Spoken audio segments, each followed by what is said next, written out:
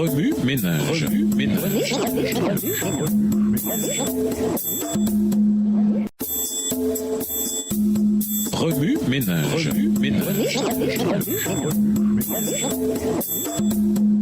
Bienvenue dans votre émission Remue ménage. Voilà la leçon de mercredi. Être de bons gestionnaires au XXIe siècle. Lisons Tite 1, les versets 7 à 9. Tite 1, les versets 7 à 9.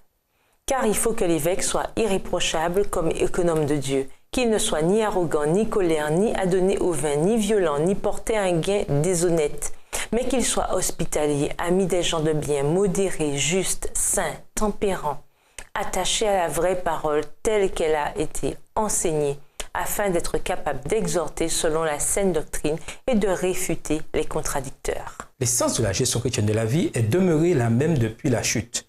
Les gérants doivent s'occuper de ce que Dieu leur a confié.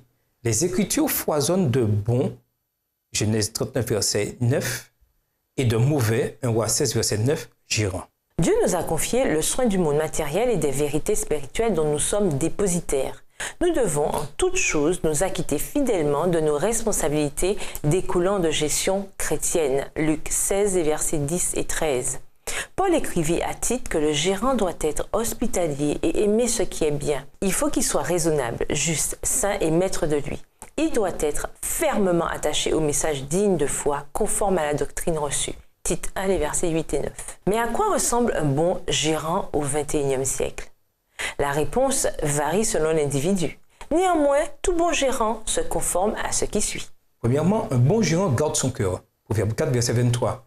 Au lieu de nous attarder sur les choses négatives, nous nous focalisons sur ce qui est positif. Philippiens 4, verset 8. Cela ne veut pas dire que nous ignorons les aspects négatifs de notre vie quotidienne, mais simplement que nous les gérons de manière équilibrée. Deuxièmement, un bon gérant demeure toujours prêt. Éphésiens 6, versets 11 à 17. Cela se fait en communiquant activement avec Dieu par l'étude quotidienne de la Bible, la prière et l'assiduité à l'Église. Nous demeurons prêts quand, par exemple, nous suivons de près nos finances ou planifions des menus sains et équilibrés. Troisièmement, un bon gérant exerce la maîtrise de soi et prend soin de lui.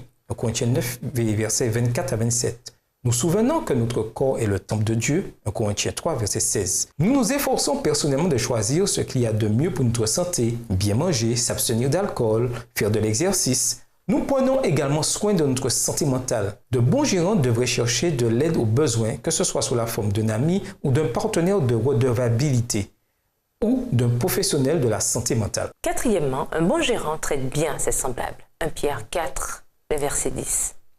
Les gérants doivent se tourner vers les autres, tout en prenant soin de nous. Efforçons-nous de penser aux autres en premier. Ne les rabaissons pas, ne les diminuons pas, même en situation de désaccord, car ils sont eux aussi les enfants de Dieu. Tout en maintenant de saines limites, efforçons-nous d'aimer nos semblables comme le Christ les aime. Au ménage, comment 2 Corinthiens 5, les versets 9 à 11 se rapporte-t-il à cette idée de gestion globale, puisque l'exercice d'une bonne gestion ne nous sauve pas? Voir également Éphésiens 1, verset 7. Comment demeurer de bons gérants quand les circonstances changent ou même empirent? De bons gérants devraient-ils s'attendre à des récompenses ou à des remerciements? Pourquoi? Au revoir. Et à demain si Dieu veut. Remue ménage. Remue ménage.